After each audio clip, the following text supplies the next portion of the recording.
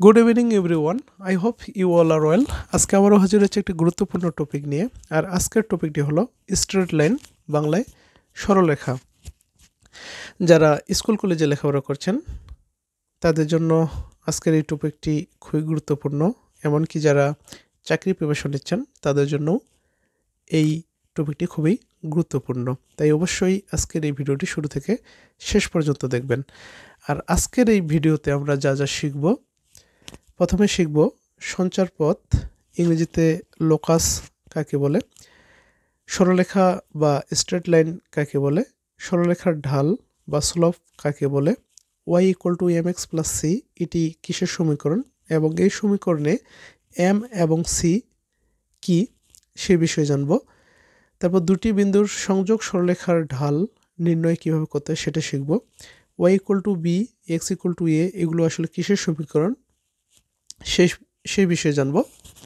আর একবারে শেষে কিভাবে y=mx + c এই সমীকরণটি পাই সেটা নির্ণয় করে দেখব।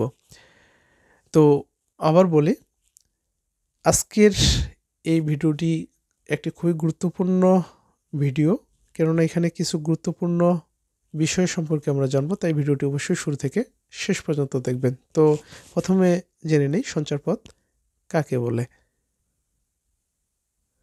প্রথমে জেনে নেই সঞ্চারপথ।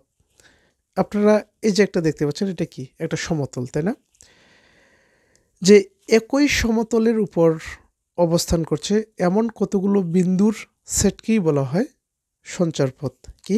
একই সমতলের উপর, এই যে এটা একটা সমতল, এই সমতলের উপর কতগুলো বিন্দুর সেট আমি নিচ্ছি, এটিকেই বলা হয় সঞ্চার পথ। এই সঞ্চার পথ কিছু শর্ত মেনে চলবে। সেটা কি রকম? যদি এই যে বিন্দুর যে সেট, এরা যদি এই সেটটি যদি অর্থাৎ এই সঞ্চার পথটি যদি ডিরেকশন চেঞ্জ না করে তাহলে সেটাকে বলা হয় সরল রেখা। এই সঞ্চার পথটি যদি ডিরেকশন চেঞ্জ না করে তাহলে সেটাকে বলা হয় সরলরেখা।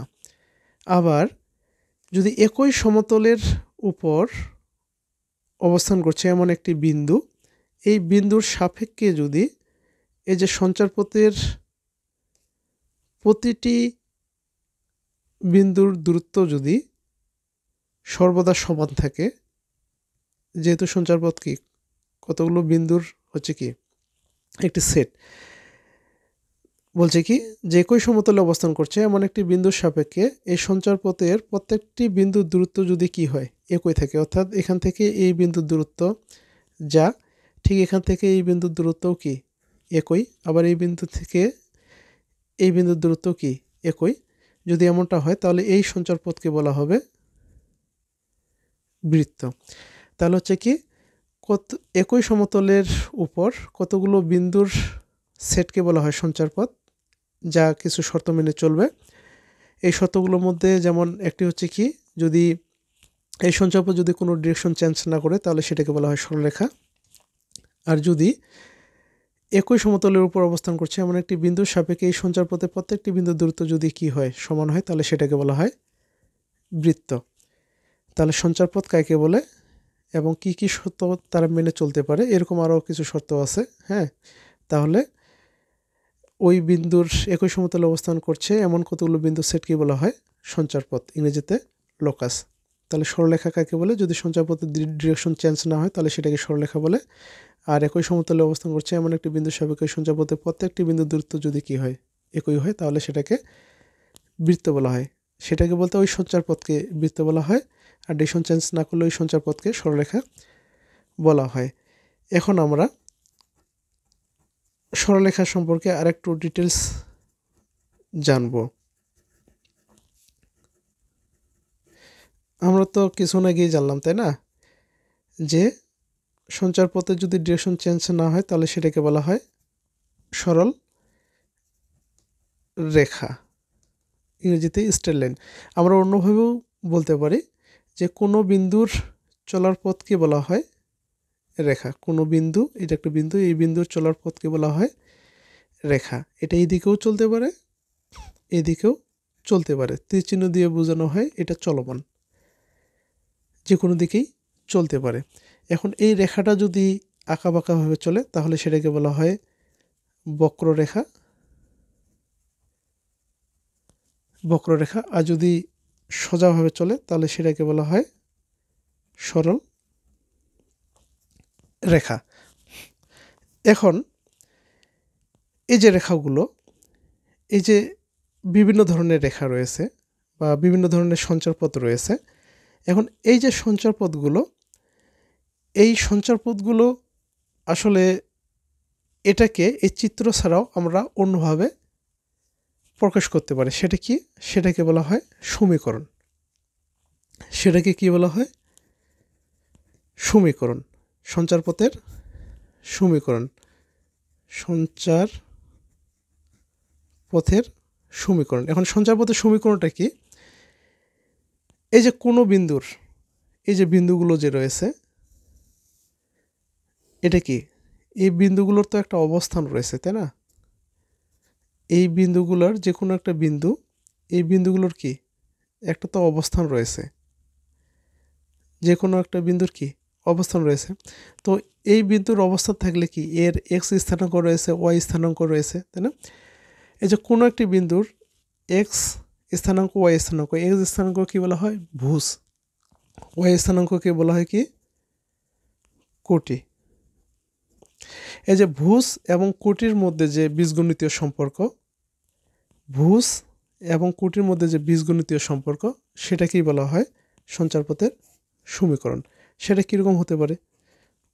সেটা এমন হতে পারে x minus y equal to 0, বা x plus y equal to 4, ঠিক আছে?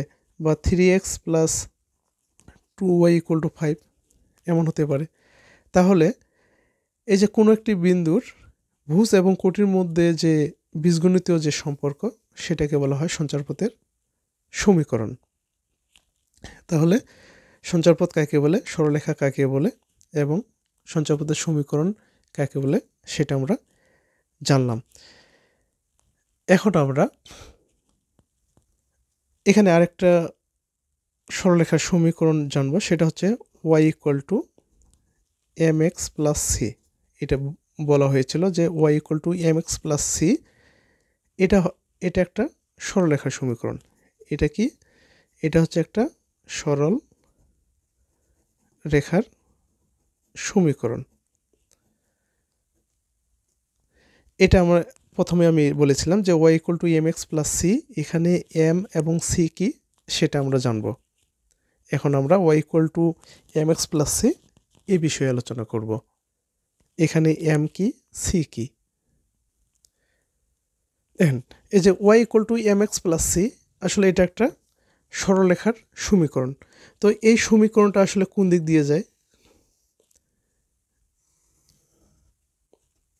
কার্তেশীয় স্থানাঙ্ক কাকে বলে? এই কোঅর্ডিনেট জিওমেট্রির কয়েকটি ক্লাস পূর্বে আপলোড করা হয়েছে বিবি ম্যাথ একাডেমি ফেসবুক পেজ এবং ইউটিউব চ্যানেলে। সেই ক্লাসগুলোতে আমরা কার্তেশীয় স্থানাঙ্ক নিয়ে আলোচনা করেছি। এখানে সংক্ষেপে বলছি যে দুটি সরলরেখা যখন একে অপরকে সমকোণে ছেদ করে এবং ওই দুটি সরলরেখার সাপেক্ষে কোনো বিন্দুর অবস্থান নির্ণয় করাকে কার্তেশীয় স্থানাঙ্ক বলা হয়। অনুভূমিক বরাবর যে রেখাটি সেটাকে বলা হয় এক্স অ্যাক্সিস, আর উলম্ব বরাবর যেটা সেটাকে বলা হয় ওয়াই অ্যাক্সিস। যেখানে ছেদ করে সেটাকে বলা হয় মূলবিন্দু। তাহলে এই যে সরলরেখার সমীকরণটি, এটা আসলে কোন দিক দিয়ে যায়? এটা একটি সরলরেখার সমীকরণ যেটা এই দিক দিয়ে যাবে, এই দিক দিয়ে যাবে। এখন এখানে এম কি, সি কি এটা বলছিলাম, তাই না? এখানে সি হলো এই যে মূল বিন্দু থেকে এই যে সরলরেখাটি ধরে নিলাম, এটা এবি একটি সরলরেখা। এই যে এবি সরলরেখাটি মূলবিন্দু হতে ওয়াই অক্ষকে ঠিক কতটুকু দূরত্বে ছেদ করছে সেটি হলো সি। সি হলো মূলবিন্দু হতে ওয়াই অক্ষকে কত দূরে ছেদ করছে এই সরলরেখাটি, এবি সরলরেখাটি, সেটি হলো সি। তাহলে এটুকু দূরত্ব হলো সি। এখানে এম হলো এই যে সরলরেখাটি এক্স অক্ষের, এই যে এক্স অক্ষের ধনাত্মক দিকের সাথে, ধনাত্মক দিক বলতে এই যে এই দিকে, তাই না? এই ধনাত্মক দিকের সাথে কতটা কোণ উৎপন্ন করছে সেই কোণের, হ্যাঁ, সেই কোণের ত্রিকোণমিতিক ট্যানজেন্ট মানটাকেই বলা হয় এম। এমকে বলা হয় ঢাল বা ইংরেজিতে স্লপ। আর এখানে এম হচ্ছে কোনো একটি সরলরেখা এক্স অক্ষের ধনাত্মক দিকের সাথে যেই কোণটা উৎপন্ন করবে তার ট্যানজেন্ট মানটাই হচ্ছে ঢাল। তাহলে এখানে এম হচ্ছে কি, এখানে এই সরলরেখাটি এক্স অক্ষের ধনাত্মক দিকের সাথে কত কোণ উৎপন্ন করেছে? থিটা। এই থিটা কোণের ট্যানজেন্ট মানটাই হচ্ছে এম, অর্থাৎ ঢাল। এম হলো ঢাল বা স্লোপ। তাহলে সি হচ্ছে এই সরলরেখাটি মূলবিন্দু থেকে ওয়াই অক্ষকে কত দূরে কর্তন করছে, অর্থাৎ ওয়াই অক্ষের কর্তিত অংশ হচ্ছে সি, আর এম হচ্ছে ঢাল। অর্থাৎ এই সরলরেখাটা কি, এই সরলরেখাটা এক্স অক্ষের ধনাত্মক দিকের সাথে কতটুকু কোণ উৎপন্ন করছে সেই কোণের ট্যানজেন্ট মানটাই হচ্ছে ঢাল। তাহলে y equal to m x plus c, এটা একটা কি সরলরেখার সমীকরণ, যেখানে সি হচ্ছে ওয়াই অক্ষের কর্তিত অংশ আর এম হচ্ছে এই সরলরেখাটির এক্স অক্ষের ধনাত্মক দিকের সাথে যত কোণ উৎপন্ন করে তার ট্যানজেন্ট মানটাই হচ্ছে এম। তাহলে y equal to m x plus c কাকে বলে সেটা আমরা জানলাম। এখন এখানে একটা কথা বলি যে একটি সরলরেখা, হ্যাঁ ধরলাম এই একটা সরলরেখা, এই এক্স অক্ষের ধনাত্মক দিকের সাথে 30 ডিগ্রি কোণ উৎপন্ন করছে। তাহলে এই সরলরেখাটির যে স্লোপ বা ঢাল, এই ঢালের মান কত হবে? ঢাল বলতে কি এম, তাই না? এই ঢালের মান কত হবে? এই 30 ডিগ্রি কোণের 3 গুণিত অনুপাত ট্যানজেন্ট এর মানটাই হচ্ছে কি, অর্থাৎ 30 ডিগ্রির ট্যানজেন্টের মানটাই হচ্ছে কি ঢাল। তাহলে এখানে যদি এটা 30 ডিগ্রি হয় তাহলে এটা মানটা কী হবে? 1/√3। এখন এখানে কোণটা যদি 60 ডিগ্রি হতো, যে একটি সরলরেখা যেটা এক্স অক্ষের ধনাত্মক ডিগ্রি ধনাত্মক কোণের, এই যে এক্স অক্ষের ধনাত্মক দিকের সাথে 60 ডিগ্রি কোণ উৎপন্ন করছে, তাহলে এখানে ঢালটা কী হতো? এই যে 60 ডিগ্রির ট্যানজেন্ট যে মানটি সেটা, এটার মান হচ্ছে কি √3। ওকে, তাহলে y equal to m x plus c এটা সম্পর্কে জানলাম, তাই না? এখানে ঢাল সম্পর্কে একটু জানলাম, এখানে আরেকটু ঢাল সম্পর্কে একটু বিস্তারিত জানি, ঠিক আছে? জেনে নেই যেটা আমাদের ঢাল বলতে এখানে হচ্ছে কি, এখানে ঢাল বলতে হচ্ছে সরলরেখার ঢাল, সরল রেখার ঢাল, ঠিক আছে? এই ঢাল বলতে এখানে হচ্ছে সরল রেখার ঢাল। এই যে এ বি যে একটি সরলরেখা, হ্যাঁ, এই এ বি সরলরেখার ঢাল হচ্ছে এটা। তাহলে সরলরেখার ঢাল, আমরা ঢালের যদি সংজ্ঞাটি বলি তাহলে কি বলবা? যে কোনো একটি সরলরেখা যে এক্স অক্ষের ধনাত্মক দিকের সাথে যে কোণ উৎপন্ন করে তার ট্যানজেন্ট, ত্রিকোণমিতিক অনুপাত ট্যানজেন্টের মানটাকেই বলা হয় ঢাল। এটা হলো কি সংজ্ঞা, তাই না? এটা হলো সংজ্ঞা। এখন এই যে থিটার মানটা, এই থিটার মানটা কি হতে পারে? এই যে এখানে থিটার মানটা কি হতে পারে? এখানে এক ধরনের কোণ হতে পারে, এখানে আরেক ধরনের কোণ, তাই না? আবার দেখা গেলো যে এখানে আরেক ধরনের কোণ, এখানে আরেক ধরনের কোণ, এমনটা তো হতে পারে। তাহলে থিটার, এখানে যে থিটা কোণের মানটা, এর লিমিটটা কত হতে পারে? এই থিটা কোণের যে মানটা, এটা 0 ডিগ্রির সমান হতে পারে। কিভাবে? এখন এই সমীকরণটা যদি হচ্ছে এই বরাবর যায় তাহলে কি এক্স অক্ষের সাথে কোনো কোণ উৎপন্ন করবে? এটাই যদি এক্স এক্সিস বরাবর যায়, এই যে সরলরেখাটা, তাহলে তো কোনো কোণ উৎপন্ন হচ্ছে না। সেক্ষেত্রে কি থিটার মানটা হবে 0 ডিগ্রি। এর থেকে বড় কত হতে পারে? 180 ডিগ্রির ছোট হবে।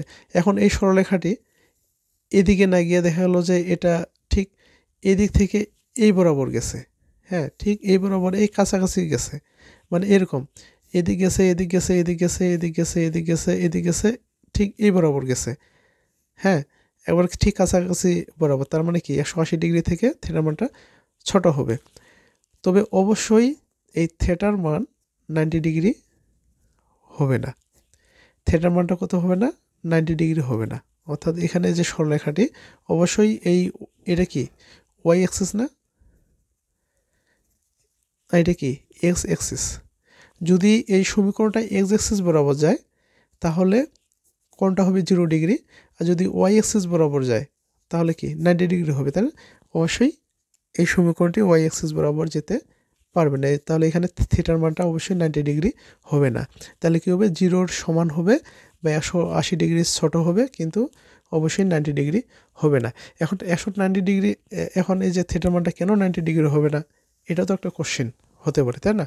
তো এই কোশ্চেনটাই, এটাই এখন আমি আপনাদেরকে বলবো। এই যে ঢালের মানটি, হ্যাঁ এই যে কোণ, এখানে থিটা 90 ডিগ্রি হবে না কেন, এটা জানার জন্য এখানে আমি কিছু কথা বলবো। এখানে বলেছিলাম যে এক্স ইকুয়াল টু এ এবং ওয়াই ইকুয়াল টু বি কি, আসলে এগুলো কিসের সমীকরণ, এটা কিন্তু আমি প্রথমে বলেছিলাম। X equal to a y equal to b কিসের সমীকরণ সেটা আমি বলছিলাম। আচ্ছা এক্স ইকুয়াল টু কি, এক্স ইকুয়াল টু এ এটা আসলে কিসের সমীকরণ? দেখেন কার্তেশীয় স্থানাঙ্ক ব্যবস্থায় এটা হচ্ছে কি এক্স এক্সিস, এটা হচ্ছে ওয়াই ওয়াই এক্সিস, এটা হচ্ছে কি মূল বিন্দু, তাই না? এক্স ইকুয়াল টু এ, তার মানে কি এক্স বরাবর এটুকু এটুকু যদি এ হয়, ধরলাম এই মূল বিন্দু থেকে, যেহেতু এক্স ইকুয়াল টু এ, তার মানে কি মূল বিন্দু থেকে এই বিন্দুর দূরত্ব ধরলাম এ, এটা বোঝাচ্ছে এক্স ইকুয়াল টু এ। তাহলে এক্স ইকুয়াল টু এ এখানে, তাই না? অর্থাৎ এখানে যেহেতু এই বিন্দুতে যদি আমরা একটা সরলরেখা কল্পনা করি, বা এখানে যদি আমরা একটা সরলরেখা অঙ্কন করি এক্স ইকুয়াল টু এ, এই এক্স ইকুয়াল টু এ অর্থাৎ এই বিন্দুতে এখানে যদি আমরা কি করি, লম্ব আঁকে নিই বা একটা সরলরেখা যদি কল্পনা করি, তাহলে এটা হচ্ছে কি লম্ব যদি এঁকে নিই তাহলে কি এটা হচ্ছে কি এই যে ওয়াই যে অ্যাক্সিস, এই ওয়াই অ্যাক্সিসের কি এটা সমান্তরাল হচ্ছে না?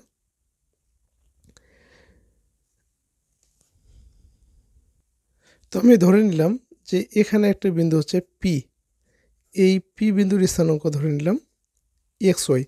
তাহলে পি থেকে এই ওয়াই অ্যাক্সিসের উপর আমি পি এম লম্ব আঁকলাম, ঠিক আছে? আর এখানে এখানে এটা আমি ধরলাম এন।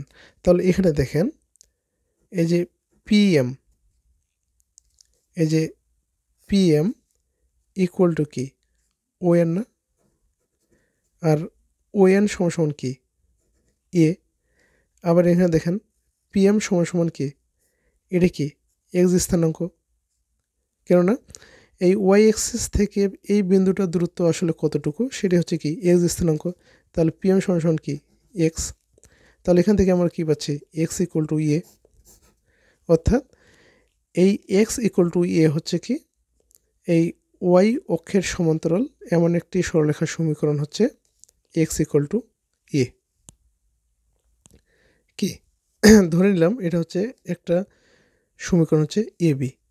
তাহলে কি এই এ বি যে সমীকরণটি, যার উপর একটি বিন্দু হচ্ছে পি এক্স ওয়াই, আর এখানে এই এ বি সরলরেখার দূরত্ব মূল বিন্দু থেকে হচ্ছে এ, এখানে পি বিন্দুর স্থানাঙ্ক ধরেছি এক্স ওয়াই, এখানে যেহেতু দেখতে হচ্ছে পি এম ইকুয়াল টু উইএন ইকুয়াল টু এ, আবার পি এম ইকুয়াল টু কি এক্স, তাহলে এক্স ইকুয়াল টু এ।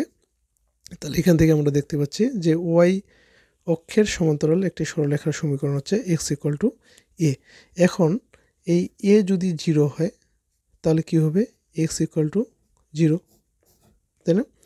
তাহলে এক্স ইকুয়াল টু 0 মানে কি এখান থেকে এই বিন্দুটার অবস্থানটা কোথায় আসবে, ঠিক এখান থেকে কি এই বরাবর আসবে।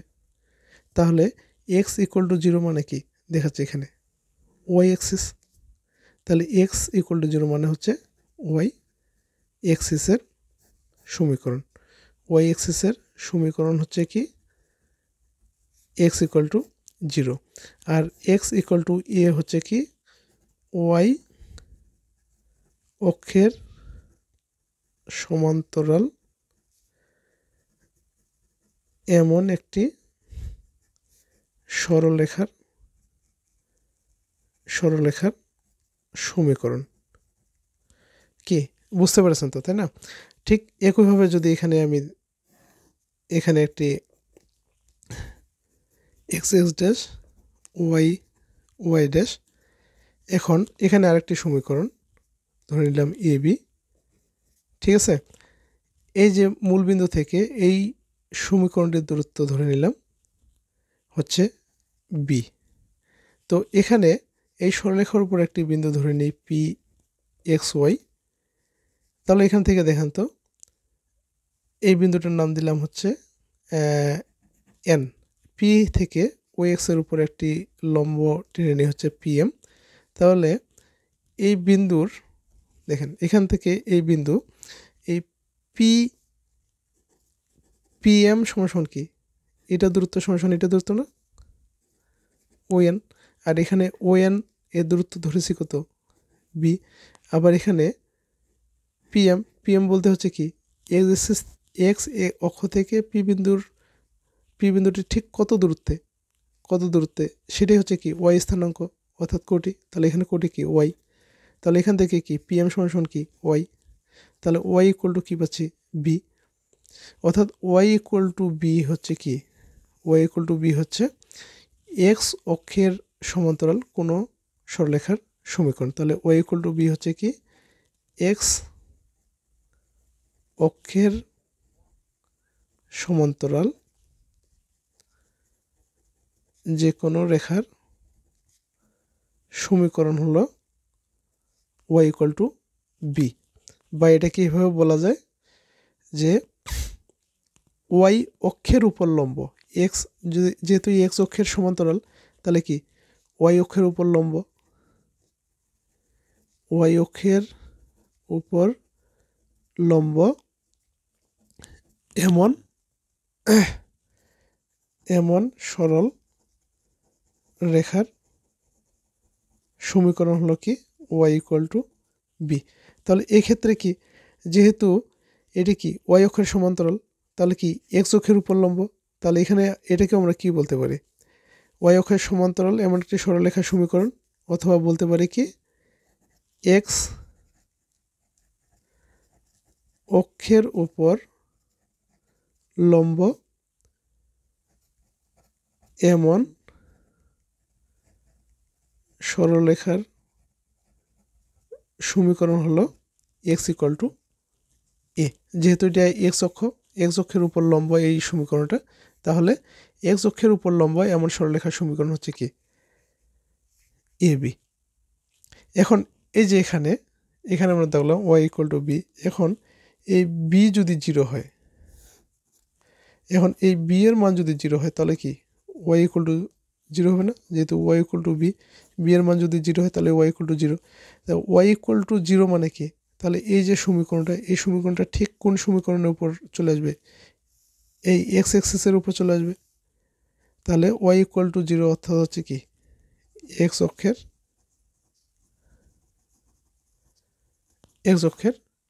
সমীকরণ। কি বুঝতে কোনো সমস্যা হচ্ছে? আশা করি বুঝতে পেরেছেন। আজকে এখানেই শেষ করব। বলেছিলাম যে দুটি বিন্দুর ঢাল আসলে কীভাবে নির্ণয় করা হয় সেটা শিখব, এটা নেক্সট ক্লাসে শিখব। তো আজকে যেহেতু ভিডিওটি একটু লং হয়ে যাচ্ছে, তো আজকে এখানেই শেষ করব। আশা করি বুঝতে পেরেছেন। বুঝতে না পারলে কমেন্টে জানাবেন, আমি আবারও বুঝিয়ে দেওয়ার চেষ্টা করব। ধন্যবাদ সবাইকে, ভালো থাকবেন সবাই।